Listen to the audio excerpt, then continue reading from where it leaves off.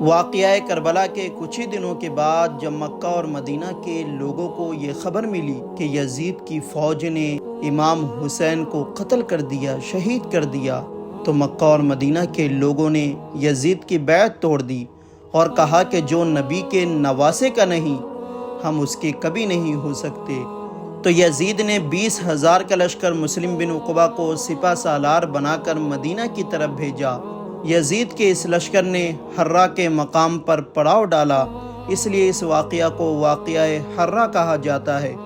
یزید کی اس فوج نے مدینہ میں رہنے والے لوگوں پر اور صحابہ کرام پر بے انتہا ظلم و ستم کیا۔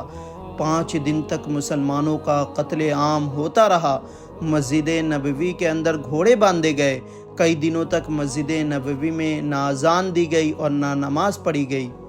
بے شمار صحابہ کرام اور تابعین کو شہید کر دیا گیا، جن میں 700 صحابہ کرام تھے اور دوسرے عام لوگوں کو ملا کر 10,000 سے زیادہ مسلمانوں کو قتل کر دیا گیا۔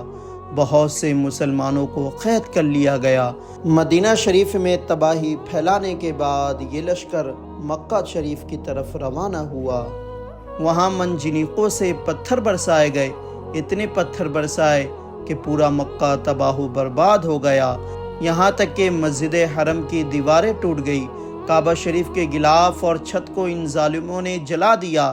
ایسا لگ رہا تھا کہ یہ لوگ کعبہ شریف کا نام و نشان مٹا کر ہی دم لیں گے، مگر اللہ کی مار سے کوئی نہیں بچ سکتا۔ اسی بیچ یزید کی موت کی خبر آ گئی تو یہ سب دمشق کی طرف لوٹ گئے۔ تو اب اگلے ایپیسوڈ میں آپ کو بتاؤں گا کہ یزید کی موت کیسے ہوئی۔